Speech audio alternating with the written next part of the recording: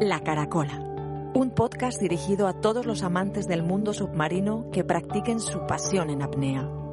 Quédate con nosotros, ventila bien, toma una buena bocanada de aire y disfruta de los siguientes minutos bajo el gran azul.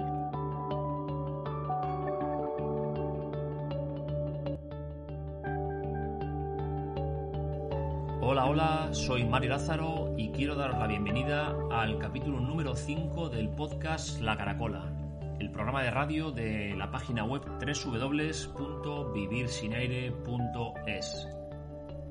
Tenía muchísimas ganas de realizar un nuevo programa, un nuevo capítulo de entrevistas, y en este caso la entrevista la grabamos antes del periodo de confinamiento. Y bueno, hemos podido editarla después de estos meses en los que han sido, vamos a llamarlos, un poco especiales para todos, y que al final hemos sacado pues un rato para poder editar la entrevista. Así que lo primero de todo, espero que estéis todos y todas bien. Y nada, vamos a disfrutar con la siguiente entrevista que tenemos con nuestro invitado. La pesca submarina me ha hecho conocer en profundidad las diversas especies que se encuentran en la mar. A través de ellas he aprendido a saber cómo acercarme, dónde viven, su comportamiento en las diferentes estaciones del año, para al final conseguir capturarlas y poder llevarlas a la mesa. Cuando comencé en este deporte no había frío ni oleaje que me impidiese acudir siempre que podía al mar. Era tal la pasión que tenía en aquellos primeros años que rayaba la obsesión y me empujaba a sacar tiempo y fuerzas para aprender cada día de un mar que me regalaba sus frutos siempre y cuando yo le respetase. Cada vez que hablo con el invitado que tenemos hoy, en muchos aspectos me veo reflejado en él. Veo a ese joven pescador infatigable que un día fui, desbordando energía y entusiasmo cada vez que entraba al agua. Eder García es, pese a su juventud, todo un campeón de pesca submarina con un palmarés apabullante para su edad. Un pescador que se ha batido con auténticas leyendas de este deporte y que ha entrado, por méritos propios, en el exclusivo círculo de los más grandes pescadores del norte de España. Antes de comenzar, un brevísimo apunte. Si te gusta este podcast, me ayudarías muchísimo si lo compartes con tus amigos y amantes de la mar a través de redes sociales, por WhatsApp, o que me des una valoración positiva en iVoox, iTunes, etc. Que me hagas llegar cualquier tipo de comentario o sugerencia a mi correo apnea@vivirsinaire.es para poder hacer crecer la caracola, ya que no lo olvides, en el fondo la hacemos entre todos. En los próximos minutos vamos a conocer un poco más a este joven pero gran pescador submarino llamado Eder García. Hola Eder, buenos días y bienvenido a la Caracola.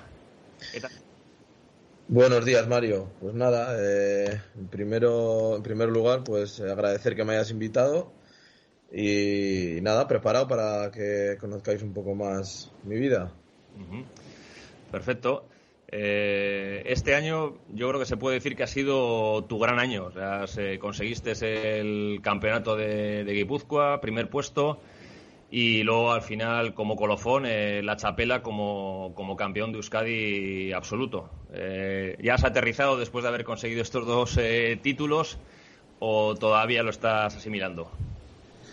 No, claro, ya es hora de aterrizar, ¿no? Ya ha pasado un tiempo y al final me lo tomo como lo que es, ¿no? Un gran título, un título que todos los pescadores de Euskadi ansian, ¿no? Y que lo he conseguido por segunda vez. En el caso del campeonato de Euskadi, en el campeonato de Guipúzcoa, una espinita que tenía y que quería conseguir, ¿no? Ya está hecho y nada, lo que no quiero es que me sirvan para estancarme, ¿no? Me lo tomo como un peldaño más en mi carrera deportiva, estoy muy orgulloso de haberlo conseguido, creo que refleja todo el esfuerzo que hay detrás, pero bueno, estoy pensando ya en mejorar las cosas que se pueden mejorar y pensando en el próximo, sin duda. Perfecto. Oye, para quien no te conozca, ¿me puedes resumir un poco quién es Eder García? Bueno, pues mira, mi vida en el mar comienza a los 8 años. Yo empecé con mi padre a ir a pescar con caña, sobre todo a la zona de Islares y por ahí. Pues bueno, hice ahí mi primer contacto, ¿no? con el mar.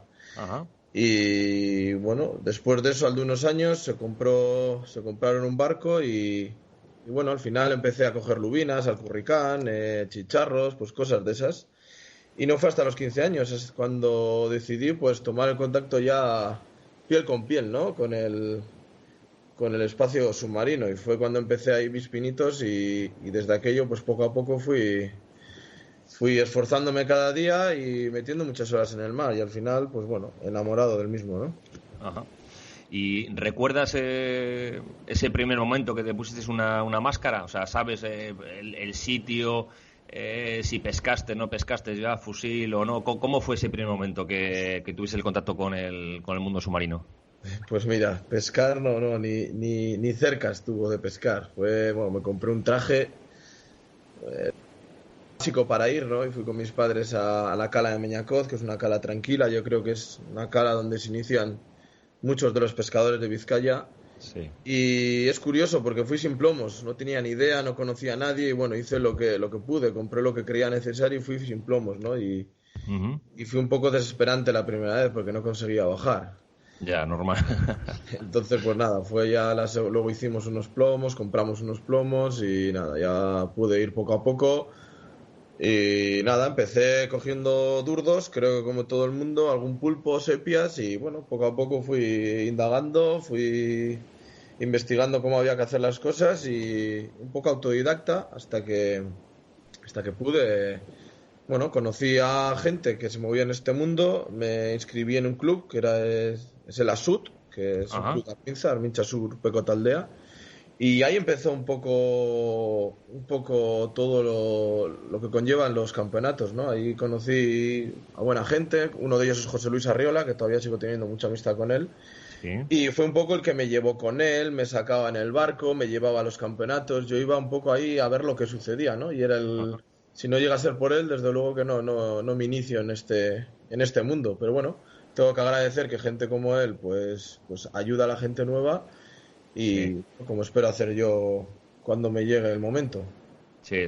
Yo creo que es fundamental. Si no tienes un referente igual dentro de tu ámbito familiar, pues eso, un padre, un tío, alguien cercano a ti, pues esa gente que, entre comillas, pierde el tiempo contigo, yo creo que hay que agradecérselo de manera infinita, porque al final es tiempo que ellos pierden, pero bueno, es gente que tienes, no sé, esa vocación, ¿no? de maestros o profesores y entonces, bueno, yo creo que esos primeros consejos hacen al final de cimientos a muchísimos pescadores y de la manera que van a tener que afrontar este deporte el día de mañana. Entonces, bueno, en tu caso, pues yo también conozco personalmente a José Luis Arriola y yo creo que no has tenido mejor profesor que él. Sin duda alguna. También que sirva esto, pues un poco de ejemplo para la gente, porque mucha gente igual dice, no, ¿yo qué voy a enseñar? ¿Yo qué voy a hacer? José Luis Arriola no deja de ser una persona que puede ir los domingos, no puede ir más por sus motivos personales y es una gran persona y es un gran pescador, pero igual no le ha echado para atrás, ¿no? Esa limitación que tiene de ir solo los domingos. Hay que hacer saber que la gente nueva no quiere que le enseñen a pescar, lo que quiere es que le enseñen a cómo funciona el tema, ¿no? Y a esto me refiero a qué hay que hacer, cómo hay que hacer, lo básico y qué es lo que ayuda. Luego cada uno ya se va desarrollando como pescador, va tirando hacia una vertiente o hacia otra según pues sus inquietudes, ¿no? Pero bueno, lo básico es la seguridad y las pautas mínimas para poder hacer este deporte con una mínima garantía y disfrutar y poder disfrutar de él, ¿no? Sí, yo creo que al final estamos equivocados en el concepto de que para que tú seas un campeón, por ejemplo, en la pesca submarina, que es de lo que estamos hablando hoy, que tú tienes que ir a pescar con un campeón también, ¿no? Entonces yo, por otros deportes que conozco, al final, hombre, puede coincidir, que un gran campeón al final también se transforme en un gran entrenador, pero no tiene por qué. Entonces, como tú comentas, José Luis ha competido siempre Pero a ver, ha habido gente que igual han sido mejor que él a nivel competitivo, pero no tienen por qué ser unos buenos maestros. Entonces yo creo que es más importante, como tú bien dices, la persona que hay detrás de ese pescador y esos valores que te pueden inculcar que eso, que al final que te diga cómo puedes mejorar a nivel competitivo, ¿no? Que eso igual pues ya lo van a dar los años o lo va a dar el codearte, como tú bien dices, con otros pescadores de élite durante los campeonatos. Sí, yo creo que al final es la persona la que evoluciona y según cómo te tomen las cosas, ¿no? Yo, por ejemplo, cuando ha habido gente que para mí era un referente y que ansiaba conseguir lo que esa persona estaba consiguiendo, pues no me quedaba otra cosa que buscar la manera de hacer las cosas parecidas a él, o no Claro. parecidas a él, sino buscar qué está haciendo en ese momento para conseguir eso, para yo intentar evolucionar. Pero sin duda que sin los cimientos que he tenido no hubiese conseguido lo que os he Claro. conseguido. Y en este caso yo particularmente, un porcentaje muy grande se lo debo a esta persona, pues porque me los ha inculcado y ha conseguido que yo llegue hasta aquí, en parte. Muy bien, perfecto. Oye, y para la gente Eder, que no sabe igual en qué consiste un campeonato, porque igual han ido a hacer pesca submarina, pero realmente no conocen cómo se reglamenta un campeonato de pesca, en breves palabras, ¿cómo se lo explicarías? Pues mira, en primer lugar creo que hay que separar campeonato de pesca submarina. Como bien has dicho, hay gente que hace pesca submarina, pero lo de competir, hay pescadores, lo voy a decir muy claro, hay pescadores muy buenos que en competición no han conseguido grandes logros. Sí. Uh-huh. Porque competición es otro modo de ver la pesca submarina. No es ni mejor ni peor. Competición es, yo que sé, por ejemplo, te lo explico. Yo voy a pescar y a lo mejor voy un día que las condiciones son tales y tengo cierta información, y igual pues le dedico ese día a ver si cojo alguna lubina de buen porte, ¿no? Sí. Realizando un tipo de pesca en un cierto lugar. Hay que mirar que el campeonato piden una serie de ejemplares con unas ciertas normas y hay que intentar conseguirlos, ¿no? O sea, hay que tener otra visión de la pesca submarina. No es ir y coger todo lo que veas, ni mucho menos. Hay que ir, coger de estos peces cierta cantidad, de estos peces otra cierta cantidad. Entonces, lo primero es leer el reglamento y luego adaptarse al reglamento, ¿no? No es ir y hacer lo que sepas, como un día de pesca normal, es adaptarse a unas normas que te ponen para intentar conseguir un premio, un logro o un reconocimiento o lo que sea. Si en el caso de un campeonato, pues un premio, ¿no? Sí, pero ahí, por ejemplo, yo creo que ha habido una evolución en los campeonatos de pesca, porque has dicho que ahora pues hay una serie de especies que se puntúan más o menos, ¿no? Hay unos cupos, pero antaño no era así. Antaño era el que se metía durante X horas a pescar, 4 o 5 horas durante un campeonato, y ganaba el que más peces cogía, ¿no? Entonces, no sé, yo creo que ahí a nivel federativo pues sí que ha habido una evolución, y igual también por la misma demanda de los pescadores, de los competidores, ¿no? Que estaban viendo que hay especies pues que igual nosotros aquí en el norte de España pues como el muble, que se veía que la gente cogía igual muchísimos ejemplares, y a nivel pues luego tú en una jornada de pesca no los cogías, ¿no? Entonces, ahora yo creo que, corrígeme si no, pero ahora yo creo que se premia más al pescador que sea más polivalente, que se sepa adaptar más a la zona de pesca,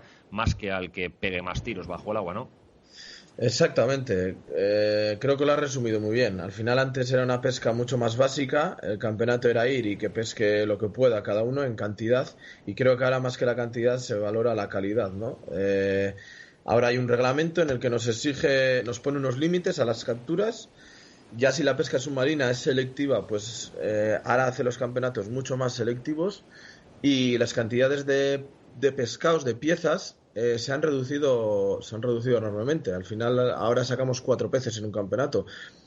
Pero lo que se busca es un pescador, como bien has dicho, polivalente, que sepa buscar cada especie en cada lugar. Y esto conlleva a tener que pescar desde los 0 metros hasta los 30 y pico, 40 metros, ahí buscando diferentes especies. Y creo, para mi gusto, creo que lo primero era necesario. O sea, Ajá. nos guste o no, era necesario. Creo que es muy positivo tanto para la pesca como para los pescadores, porque evolucionamos muchísimo más. Yo antes planteaba un campeonato en hacer 2 o 3 especies, y ahora lo que planteo un campeonato es en intentar cerrar cupos, en intentar buscar especies, y que al final es intentar hacer las cosas para ganar el campeonato, y eso conlleva a ser mucho más polivalente en el mar, aunque sea el Cantábrico. Al final decimos, no, el Cantábrico solo he pescado en la orilla, ¿qué va? Estamos muy equivocados. A lo mejor un porcentaje muy grande de las especies y de los peces está en la orilla. Pero bueno, también hay otras opciones. Hasta 40 metros he bajado yo aquí, y hay otras opciones que en la orilla no las hay. Así que creo que tenemos que evolucionar y abrir la mente en ese aspecto. Claro, perfecto. Y normalmente se recomienda pues unos años de experiencia, ¿no? para este deporte, ¿no? Que suele comentar pues que la pesca submarina es uno de esos deportes en los que cuantos más años lo llevas practicando, pues más experiencia adquieres y eres mejor pescador, ¿no? Pero bueno, en tu caso, no sé, desde muy jovencito ya empezaste a pescar bien, porque de hecho hay los resultados y tu palmarés lo demuestran, ¿no? ¿Con cuántos años fue la primera vez que fuiste a un campeonato? Y no sé si te acuerdas del resultado. ¿Te acuerdas? Pues no me acuerdo. Yo sé que ya era mayor de edad cuando empecé a competir. Yo creo que eran 18 años o así. Creo, no sé si en algún sub-23 competiría antes, pero bueno, lo desconozco, no te puedo decir exactamente. Pero sí que he empezado desde pequeño. Y más que yo ahí querría decir o aportar algo, que es que más que años de experiencia para la pesca submarina, sí que son necesarias, sí que ayudan, pero yo creo que es como todo el deporte. Más que los años de experiencia que sí ayudan, repito, es la persona, cómo quiera evolucionar, cómo lo vea. Un deporte no es solo físico, sí. Es mental, es estrategia, son muchas variantes que hay que aportar. Y bueno, en mi caso rompe esta regla, ¿no? que has dicho tú, pues a lo mejor por eso, ¿no? Siempre he buscado evolucionar, siempre he buscado... Cuando veía a alguien mejor, cuando sigo viendo algo mejor, en vez de buscarle la doble vuelta o sentir envidias o querer buscar lo negativo, siempre he buscado lo positivo, ¿no? ¿Qué hace esta persona? ¿Qué tengo que hacer para ser mejor yo? Ajá. Y creo que ahí va... Yo creo que en cualquier deporte es más la persona que el deporte o los propios años, o que repito, también influyen. Has comentado, Eder, sí, lo del tema del sub-23, porque eso que es una categoría que hay hasta los 23 años solamente, o hay en todas las comunidades, solamente es aquí en el País Vasco. Pues mira, yo creo que como pionero está Javier Mendoza, que es presidente de la Federación Vasca. Bueno, si no es presidente, ahora creo que está otra persona, pero bueno, es un miembro de la Federación Vasca, ¿vale? Sí. Y creo que es el pionero en el mundo sub-23, ¿no? En este deporte nadie apostaba por los jóvenes, nadie utilizaba el dinero, los presupuestos para que los jóvenes compitiesen, nadie utilizaba infraestructuras, su tiempo, para hacer que esta gente compitiese, y ha sido un pionero, ¿no? Javier Mendoza, creo que hay que nombrarle cuando hablamos de los sub-23. Ha conseguido que no solo aquí haya sub-23 compitiendo, y que a lo mejor gracias a ese primer contacto con la competición y primeros logros competitivos ya hemos conseguido que sigamos adelante, sino que hemos conseguido que otras comunidades autónomas empiecen con esta modalidad, y que haya campeonatos de España, incluso sub-23 hoy en día. Entonces, es una modalidad que hay hasta los 23 años, sí, que se puede competir en las mismas condiciones o incluso más duras que los absolutos, porque no se provee de barco propio. Y bueno, creo que es súper importante. No nos fijamos, pero creo que se le da importancia a muchas cosas, pero creo que esta es muy, muy importante, porque al final el futuro que vamos a tener por delante, la gente en este deporte empieza a destacar muy mayor, ¿no? Muy mayor me refiero a 30 y pico años, con 40 sin compitiendo, algunos incluso con 50, sí. Y no nos damos cuenta que el futuro no son ellos, que eso es el presente. El futuro son la gente que viene por detrás, y que tenemos que dejarle entrar en este... Claro. ¿No? Sí, que haya una cantera y que se forme eso por parte de cada comunidad. Y sobre todo, sí, disculpa Mario, sobre todo hay que cuidarlo porque no es un deporte que sea como el fútbol, como el baloncesto, como muchos deportes que son muy visibles y con mucha participación de gente. Es un deporte muy minoritario y creo que habría que darle mucha más importancia de la que se le da, ¿no? Pero bueno, desde la entidad española que regula esto hasta las propias comunidades autónomas que pueden favorecer, ¿no? Uh-huh. Bien, ¿y el campeonato que más ilusión te ha hecho ganar de todos los que has ganado? ¿Cuál ha sido? Mira, hay 3, y es verdad que el tiempo va curando, ¿no? Toda esta ilusión o todos estos recuerdos, y no sé si va haciendo olvidar, pero a lo mejor otros logros conseguidos van tapando, ¿no? Pero bueno, hay 3 que sí que recuerdo. Uno ha sido el Campeonato de España Sub-23 que gané. Ese me hizo mucha ilusión, tampoco me lo esperaba y bueno, creo que fue un paso importante. Sí, que ¿fue aquí en Euskadi o dónde fue? Sí, fue en Guipúzcoa. Fue un Campeonato Sub-23 en Guipúzcoa, fue con pocos participantes, nos estuvimos 5. Y bueno, para mí fue muy importante y muy decisivo, yo creo, ¿no? Sobre todo en la mente, en saber que yo podía conseguir ciertas cosas y en plantearme si quería seguir esforzándome o que fuese simplemente pues un hobby de fin de semana, ¿no? Sí. Y luego hay otros 2 que son los 2 campeonatos de Euskadi absolutos. Uno de ellos, el primero que gané, uh-huh. Pues por la importancia, ¿no? De ganar un campeonato de Euskadi, de tener el primero en el palmarés, de poder que yo podía, de ver que valía. Y luego este segundo, ¿no? Y este segundo me voy a explicar. Es uno de los más importantes para mí porque es un golpe encima de la mesa, ¿no? El decir, bueno, aquí estoy yo y he venido para quedarme. Uh-huh. Y hacer ver que es un rival más, que soy un rival más y que voy a seguir ahí, ¿no? Sí, que el primero conseguido, que no fue por suerte o porque se alinearon los astros, sino que sí que es verdad que hay algo de fondo. Exactamente, sí que es verdad que no llevo tantos años compitiendo, ¿no? Llevo pocos años compitiendo y creo que solo en 2 no he conseguido meterme en podium de los que he competido y el resto todos he hecho podium, ¿no? He quedado tercero, segundo o primero y sí que es verdad que, bueno, que al principio, vaya suerte, luego va. Y bueno, y eso no se ha demostrado que no es así, ¿no? Al final esto lleva mucho esfuerzo, dinero, tiempo detrás e ilusión y bueno, y al final he conseguido llegar hasta aquí y estoy muy orgulloso de ello. Perfecto, Eder. Pues enhorabuena. Oye, Vizcaya, que son, digamos, las aguas donde te has curtido como pescador. Yo por lo que conozco, y si no también corrígeme, pero es una de las zonas, yo creo que más pobres de fauna submarina, más pobres de pescado de todo el norte de España. Pero a ver, no obstante, pues uno de los mejores pescadores de todos los tiempos, que fue Joseba Querejeta, nació y se desarrolló como pescador aquí en estas aguas vizcaínas, ¿no? ¿Tú consideras que te ha favorecido el llegar al nivel que tienes ahora mismo, el haberte curtido en aguas vizcaínas? Pues es difícil de valorar, ¿no?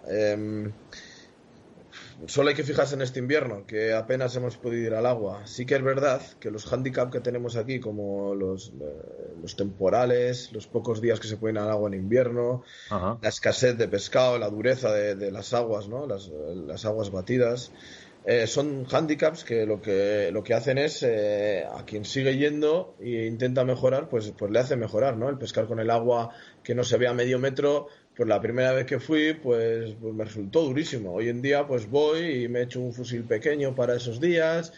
Y bueno, al final te hacen evolucionar y mejorar. Puede servirte para eso o una excusa como para no ir a pescar. Entonces, pues bueno, si quieres, pues sí te pueden beneficiar. También digo que es duro, estar aquí es duro. Al final son muchos inviernos en casa, son muchos inviernos cuando se puede ir mucho frío, el agua muy turbia, el pescado tampoco es que brille por Sí, pues abundancia. Exactamente, entonces pues sí, bueno. pero yo es lo que te comentaba, que cuando igual charlas con competidores que vienen de fuera del norte de España, bueno, incluso los mismos igual gallegos, asturianos, cántabros, y no te digo ya pues gente igual que viene desde las islas, cuando se acercaban aquí a estas aguas y estaban reconociendo zona, pues se echaban las manos a la cabeza porque decían, joder, pero es que no hay nada. Es que me he pasado las 5 o 6 horas de reconocimiento de zona y es que no encuentro nada, ¿sabes? Sí, a ver, hay que...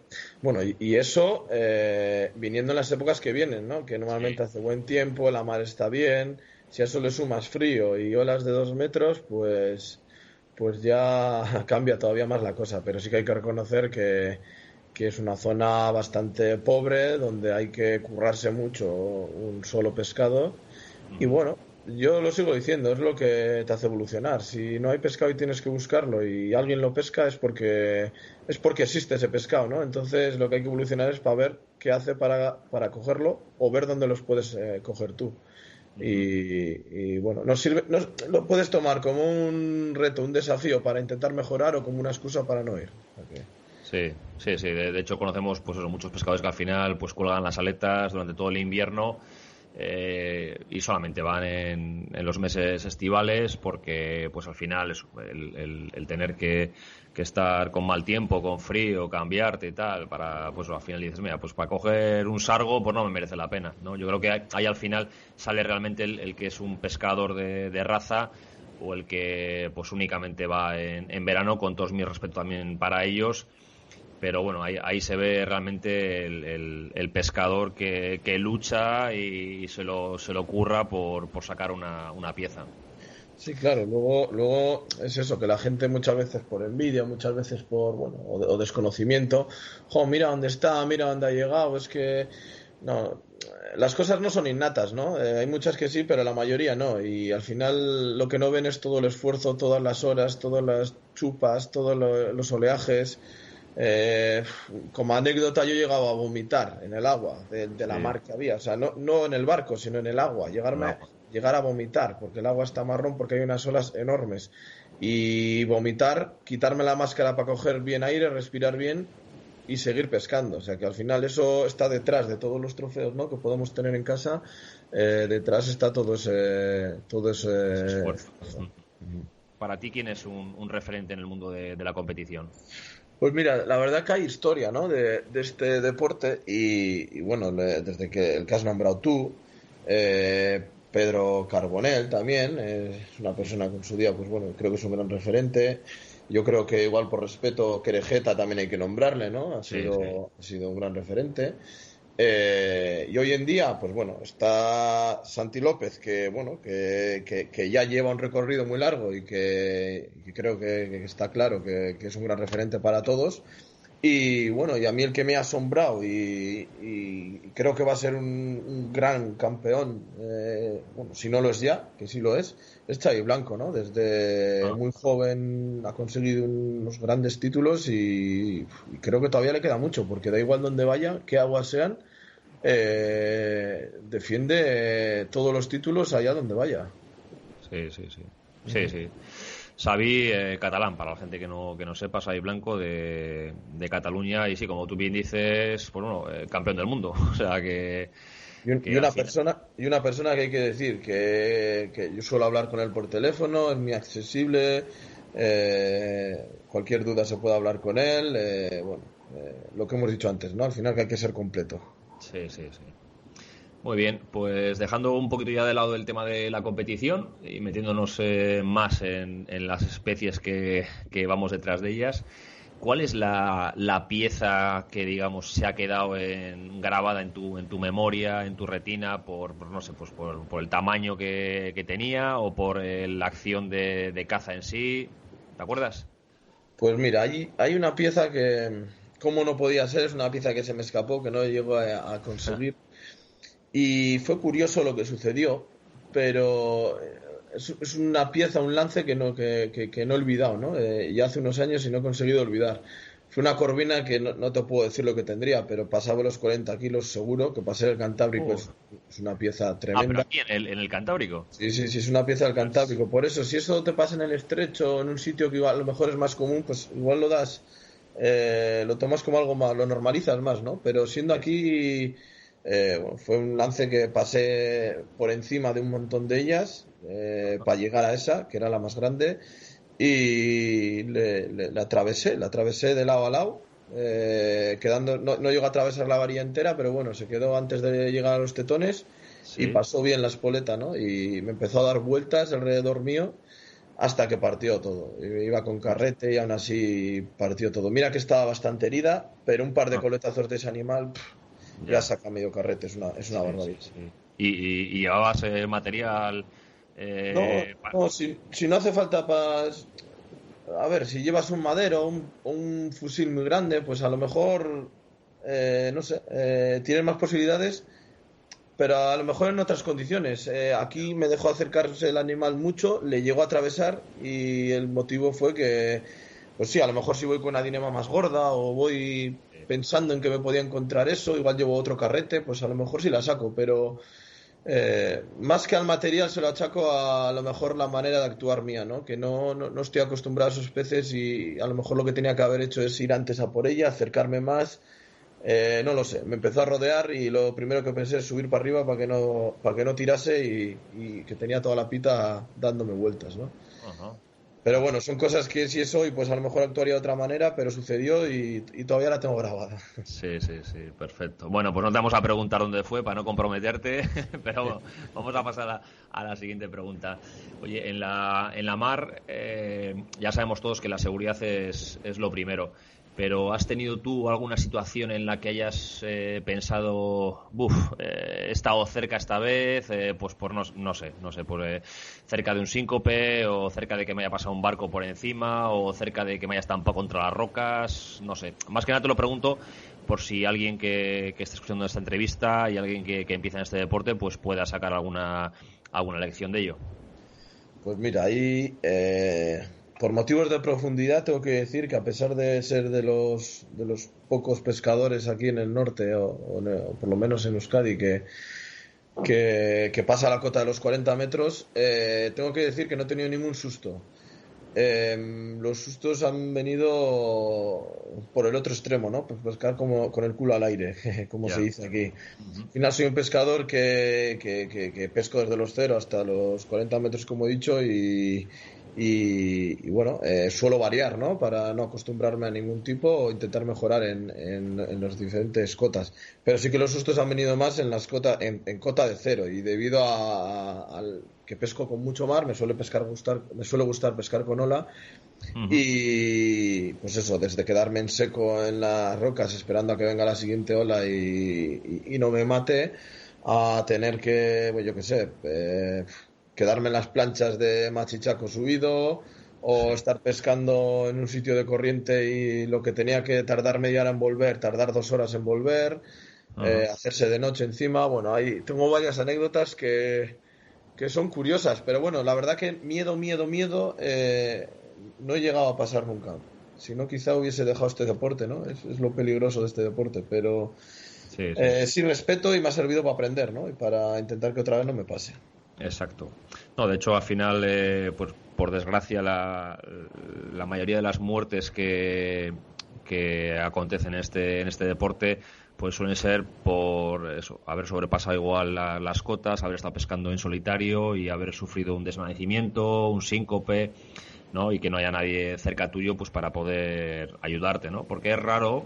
Yo todos los años que llevo pescando, ahora mismo no me viene a la cabeza ningún accidente mortal por el tema de oleaje, ¿sabes? De que alguien la haya llevado contra las rocas. O sea, siempre han sido, pues lo que tú dices, pues han sido sustos grandes de perder fusil, máscara, aletas o gente que se ha roto algo, a un hueso, pero eso, que haya terminado mal, pues no conozco ahora mismo ningún caso. O sea, que suele ser cuando la gente igual está pescando ya en aguas libres, digamos, o a más profundidad, es cuando vienen los sustos gordos, ¿no? Sí, porque no lo vemos venir. Yo pienso que al final una ola, cuando estamos jugando en la orilla, ya nos empieza a dar susto, nos empieza a avisar, ¿no? Sí, pero en esas cotas no lo vemos venir y es peligroso. Yo le tengo mucho miedo y cuando practico ese tipo de pesca voy con péndulo, con cinturón zafable, pero intento ir con seguridad, cumpliendo unos tiempos y sabiendo que lo que estoy haciendo. No merece la pena. Y mira, un día leí en una revista, un documental, que no lo he vuelto a leer, pero hace años lo leí, que el deporte más peligroso del mundo era la pesca submarina. Y al principio choca y dices, ¿qué va a ser? Y luego te das cuenta de los muertos que hay todos los años. Sí. Y para la poca gente que lo practicamos, el porcentaje creo que es enorme y nos tiene que hacer pensar que no deja de ser un deporte y que tenemos que volver a casa todos los días. Sí, además es lo triste, ¿no? Que dices que es un deporte que lo hacemos para pasarlo bien, para poder llevar una pieza a tu casa y comerla con tu familia, con tus amigos, ¿no? Y que al final pues te termine de esa manera. Y yo siempre lo digo, otro deporte que igual conozco más porque soy instructor de ello, que es la apnea, y en los campeonatos de apnea, donde la gente va forzando al límite, pues no hay muertos al cabo del año como pasa en pesca submarina, ¿no? Entonces yo creo que al final la gente que practica apnea tiene muy interiorizado todas las normas de seguridad que, por ejemplo, para una persona que está practicando apnea y que está bajando a 50, 60, 70 metros en los entrenamientos es impensable ir solo, por ejemplo. O sea, entonces ahí está la diferencia, que vamos a pescar muchas veces solos y bueno, nos confiamos y pues bueno, pues hay que tenerlo siempre en la cabeza, ¿no? Que sí. Es como cuando vemos un accidente en la carretera y después del accidente, o sea, al principio frenamos, pero cuando pasa el accidente otra vez volvemos a pisar el acelerador y se te olvida, ¿no? Lo que acabas de ver. Entonces bueno, está bien recordarlo y que lo tengamos siempre en la cabeza después de cada salida también. Así es.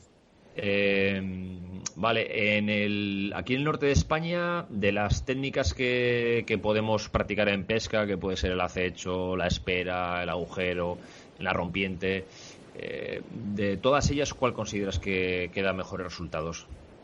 Pues mira, eso hay que ver muchas variantes, ¿no? Porque depende mucho de la época que pesquemos, de la especie que vayamos a buscar, de las condiciones de mar que haya ese día. Depende un poco de todo. Yo practico todas. Depende mucho el invierno, el verano, si hay olas, si no hay olas, si ha entrado un tipo de pescado, si no ha entrado. Si tengo que elegir una, de todas una me tendría que quedar, pues sin duda elegiría el acecho. Creo que es una técnica que permite pescar, si no son todos, prácticamente todos los tipos de peces, ¿no? Uh-huh. Pero repito, según a qué peces vaya, pues a lo mejor no utilizo el acecho y utilizo otra técnica que creo me va a ser más rentable. Sí. Vale, perfecto. Eder, aparte de la pesca submarina, no sé, ¿has probado algún otro deporte que tenga que ver con el tema o sea, con el mundo submarino? Pues que se buceo con botellas, o apnea, o fotografía submarina, o así. ¿Qué va? La verdad que... O sea, pescar, ¿no? Pescar. Estoy enfermo con este deporte y ¿sabes lo que pasa? Que este deporte nos ocupa mucho tiempo a los que lo practicamos. Al final, si se va a pescar mínimo estas 2 o 3 horas, conlleva las 2 o 3 horas del agua, más cambiarte, más ir hasta allí, más luego volverte a cambiar cuando terminas, más volver hasta casa. Al final son 4 o 5 horas mínimo que nadie te quita, ¿no? Y lleva mucho tiempo.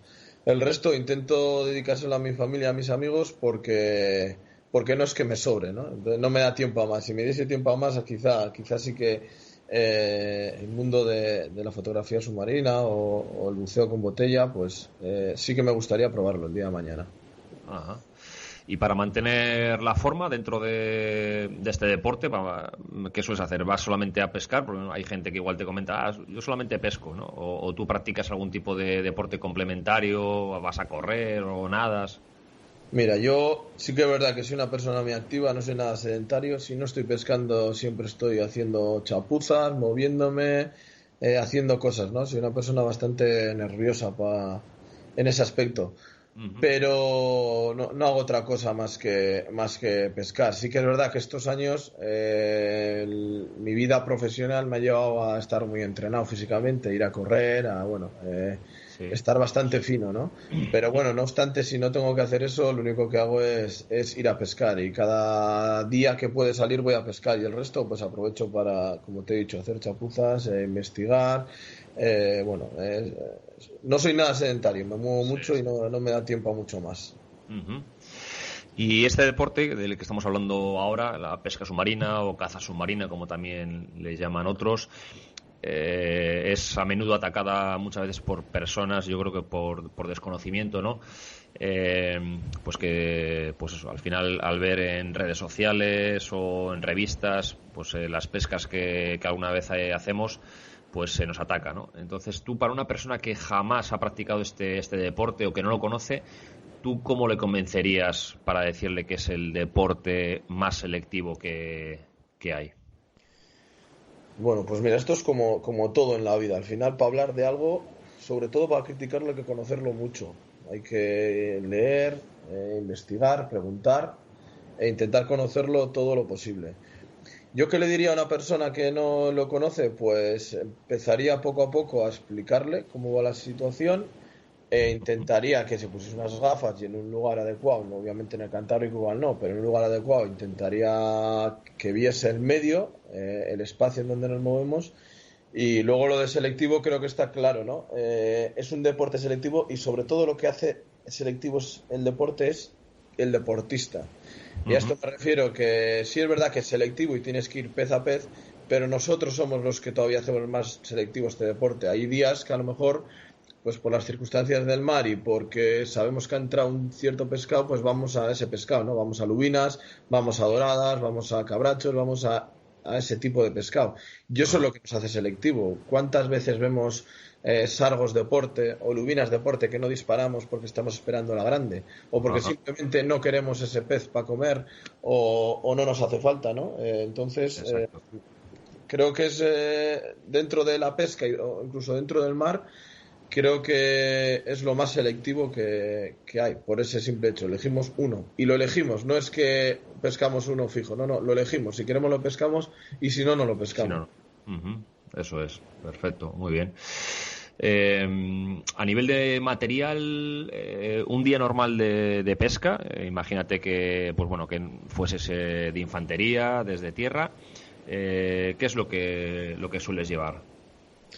Pues también varía mucho, ¿no? Depende del día, depende de la época del año, depende si es campeonato o no. Depende un día normal, una salida normal de un domingo por la mañana, que dices, mira, voy a ver si cojo un par de piezas para comer luego en casa. Pues mira, si voy de infantería llevo lo básico, que es un traje, unos carpines, unos guantes, unas aletas, las gafas, cinturón de plomo, un fusil y una boya, ¿no? Y a lo mejor llevo unas gomas del fusil de recambio. Y si es desde barco, pues siempre intento llevar más, ¿no? 4 fusiles, un par de aletas, un par de cinturones de plomos, pues bueno, eso, un poco cosas de recambio, pues ya que sales con el barco y te voy a pescar a X zona, pues no tener que volverme porque me he quedado sin gomas del fusil o por lo que sea, ¿no? Por X circunstancia. Muy bien. Y a nivel de fusiles, por ejemplo, ahora mismo que digamos que ha tenido como una especie como de renacimiento los fusiles de aire comprimido, entre fusiles de aire comprimido y fusiles de gomas, ¿por cuál te decantas?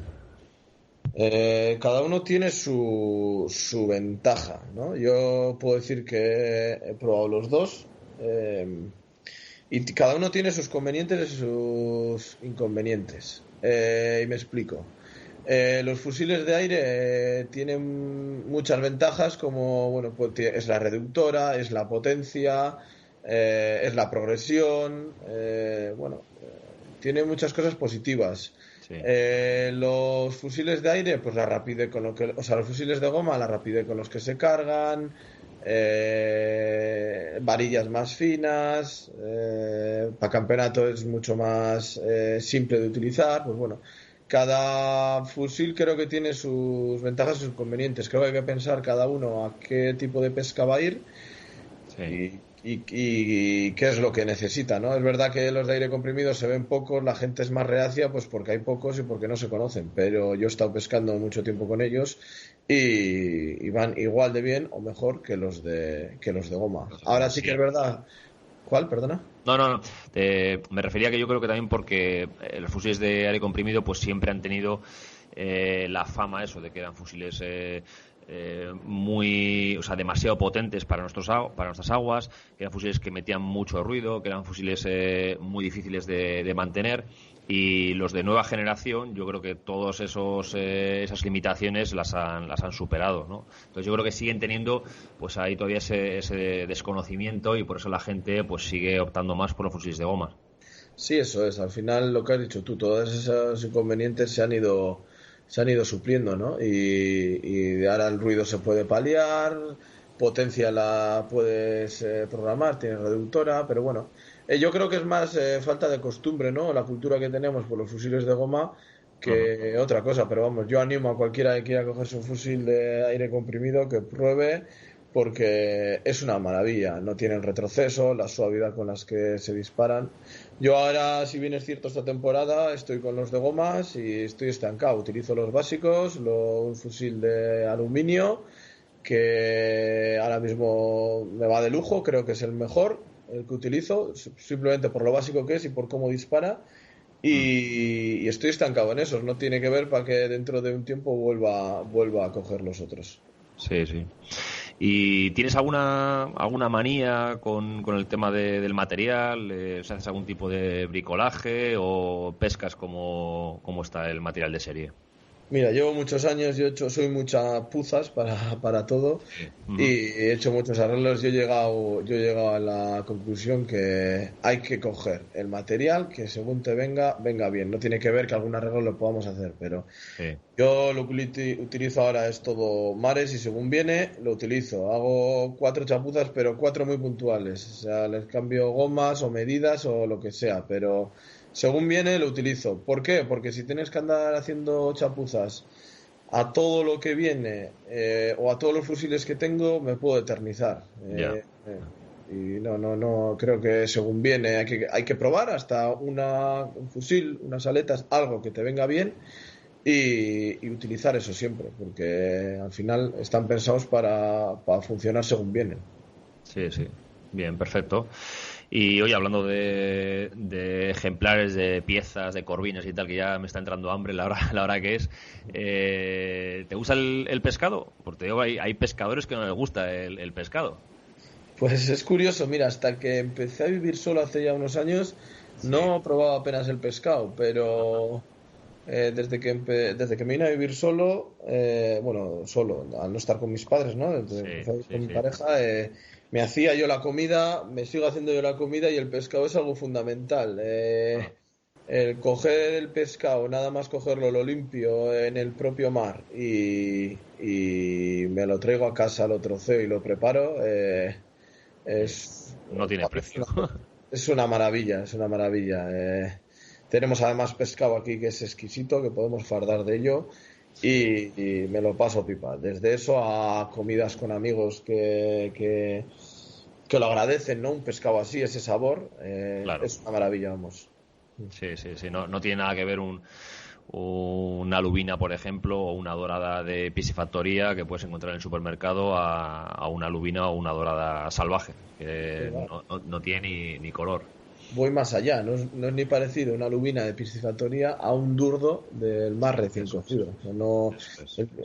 Las cosas como son, el sabor que tiene no es ni parecido. Entonces, nosotros tenemos ese privilegio que podemos disfrutar de lo que pescamos y cada vez que estamos pescando y vemos una dorada pasar, pues se nos hace la boca agua, ¿no? Ya estamos pensando en verla dentro del horno. Sí.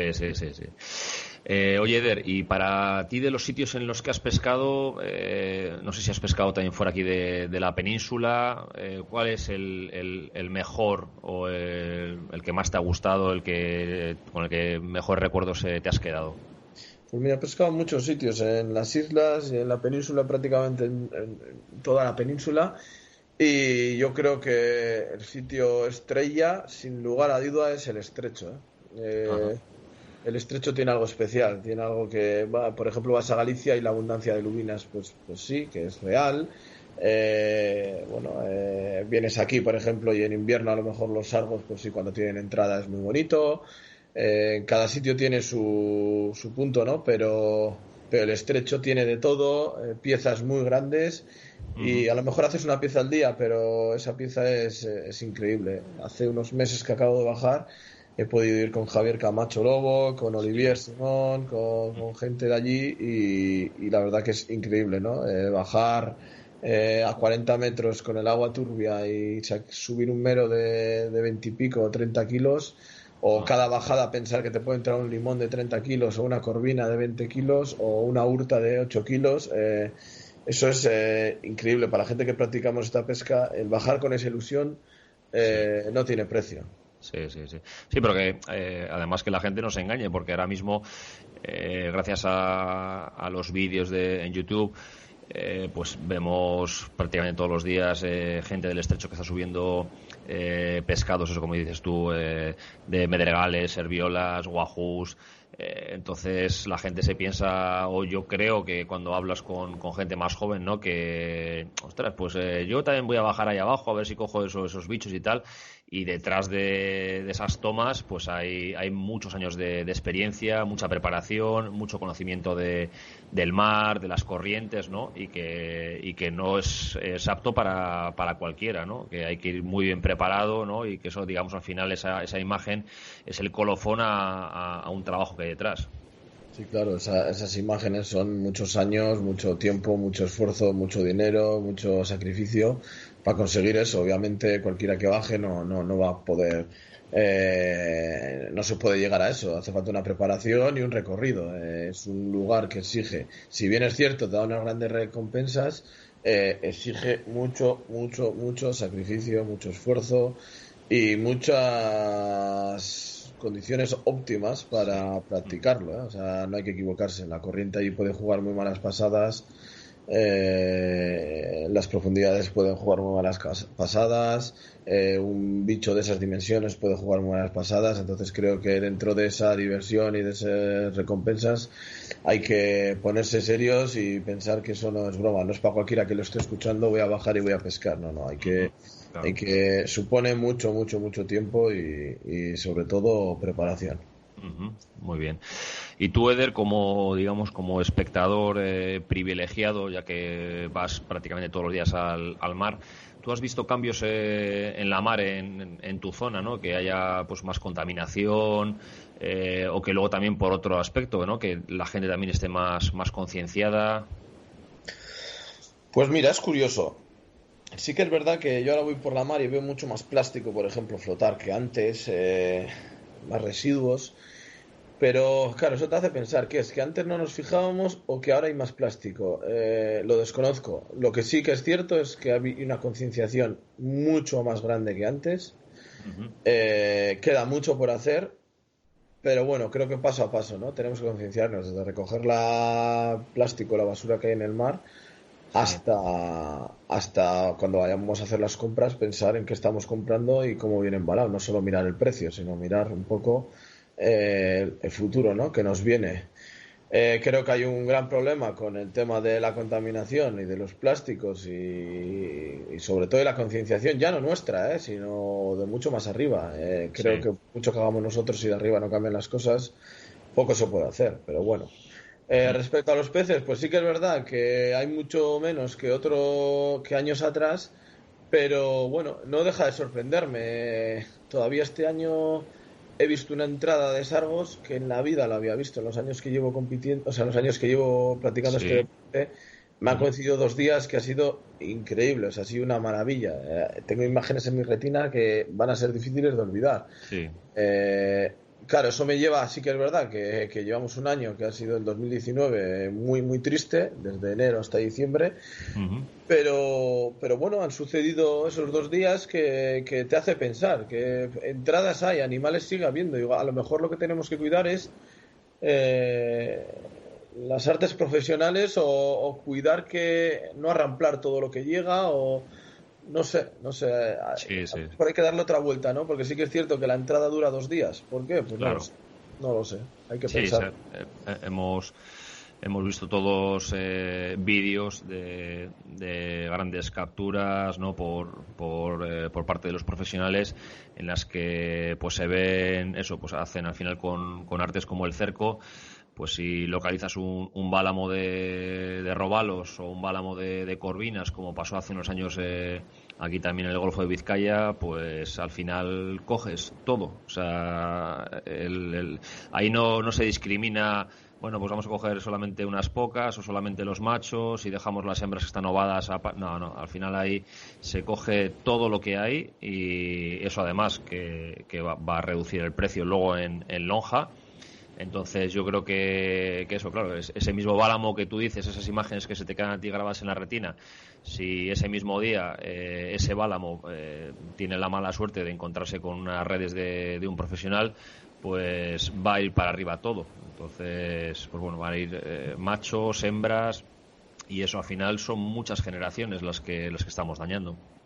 Claro, y sobre todo hay que pensar que en la época de reproducción creo que teníamos que cuidar mucho más los ejemplares. Desde lo político, lo único que se están tomando medidas es para el recreativo, es lo que veo, ya no solo aquí, sino en todo el estado, ¿no? Uh-huh. Pero bueno, yo creo que hay que ir más allá y pensar en los que realmente hacen daño. Sí que es verdad que parte del comercio lo debemos a los pescadores y hay que cuidarlos, pero una manera de cuidarlos es cuidar las capturas. Y a esto me refiero, que si en vez de 15 toneladas a uno coges la mitad a el doble, pues vas a hacer el mismo dinero y vas a cuidar igual de bien al pescador. Mejor. ¿Por qué? Porque el día que vuelva mañana va a volver a hacer otro tanto y va a poderlo venderlo a otro tanto. Entonces, creo que hay que ir más allá. Por mucho que nosotros queramos, los que tienen que poner de lo suyo son los de arriba y sobre todo mirar en los puntos débiles, no atacar al recreativo, que a lo mejor es lo más fácil, ¿no? Porque no vive de ello, pero claro.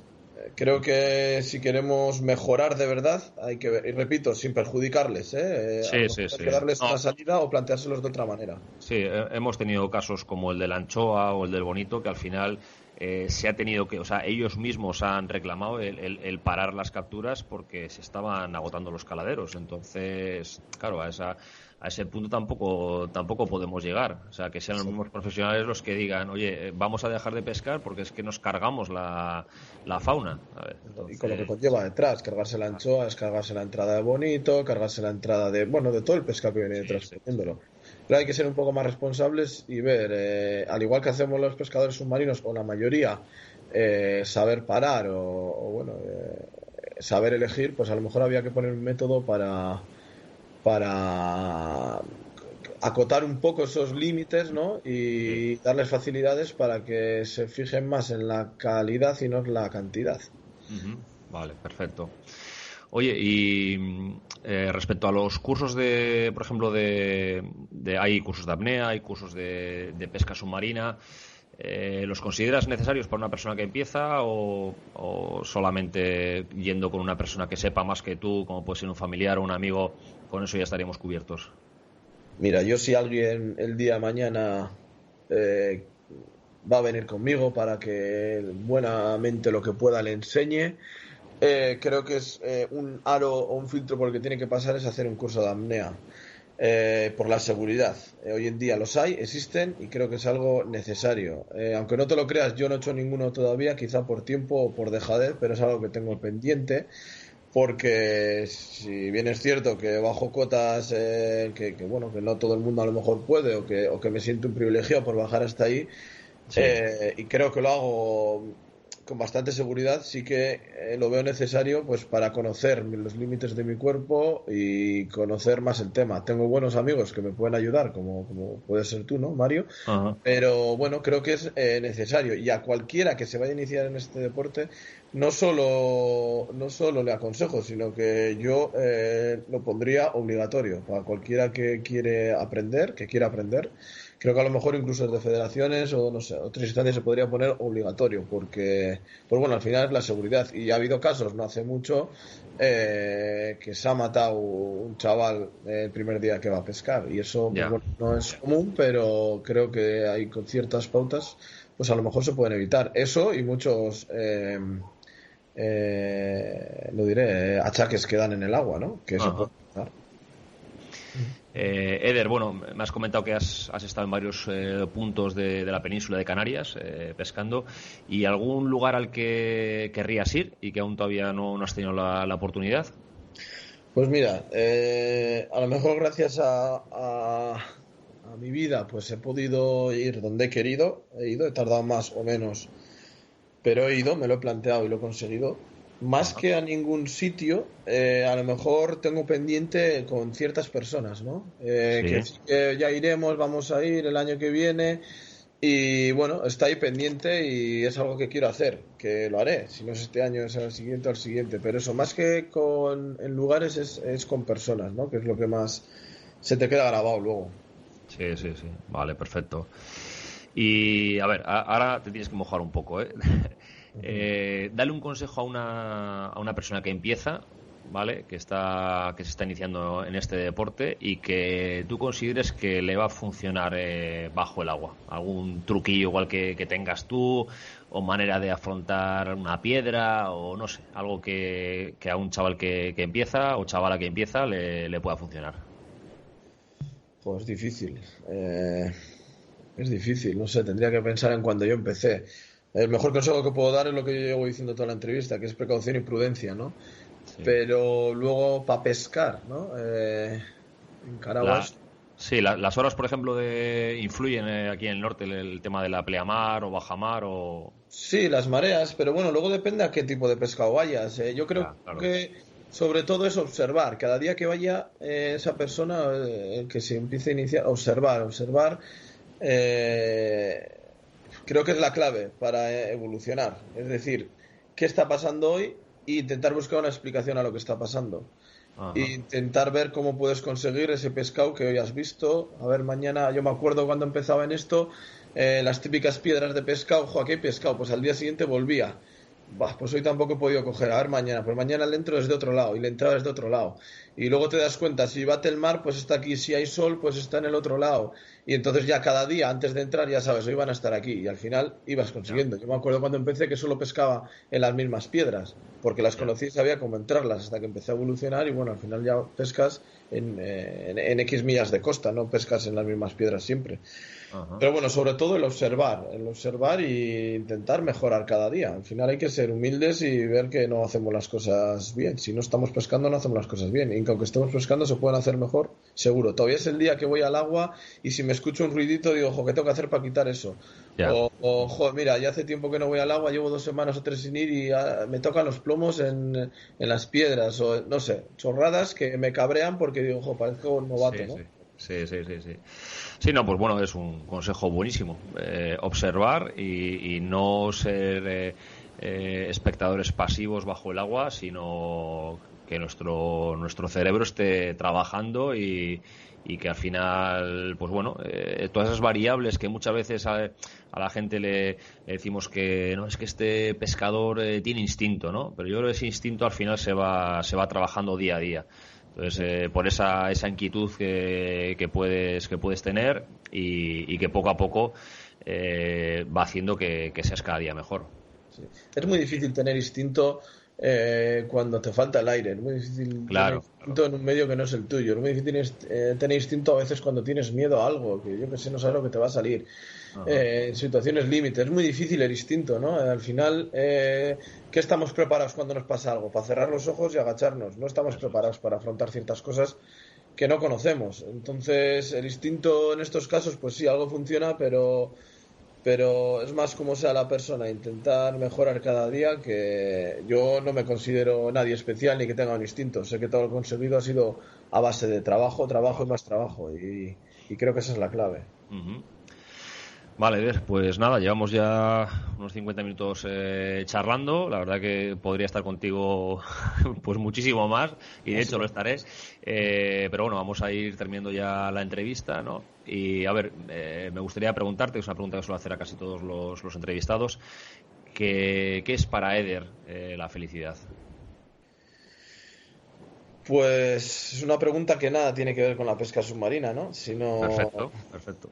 Me vale. eh, sí, Sí, sí, sí, sí, perfecto. Dime.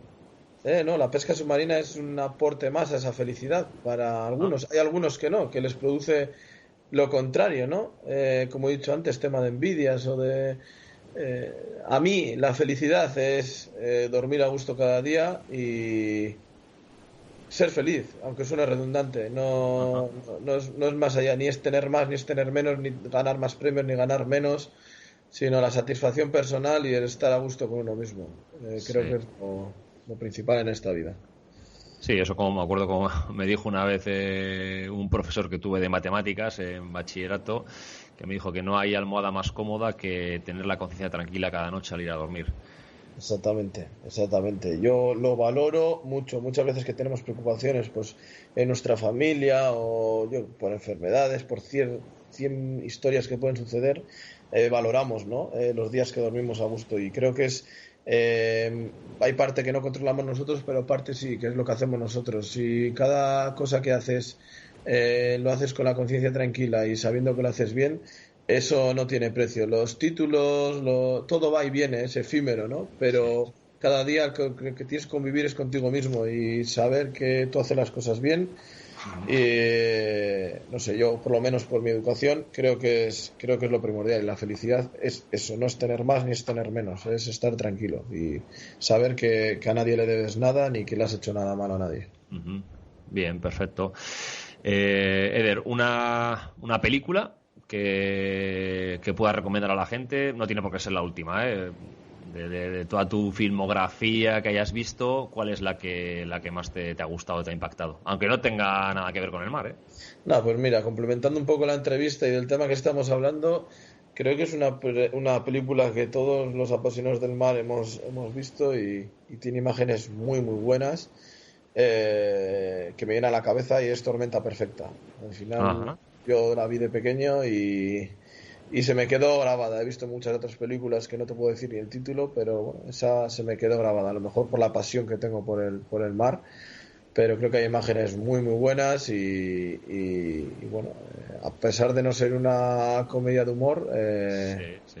es una película muy muy muy Sí, no. positiva y bonita para ver. Ajá. Sí, que no vamos a hacer spoiler del final, pero además está basada en hechos reales, o sea que bueno, sí, una buena recomendación. Se puede ver la Eh, dureza de ese tipo de pesca, se puede ver la sí, dureza del mar y bueno, es recomendable verla, sí. ajá.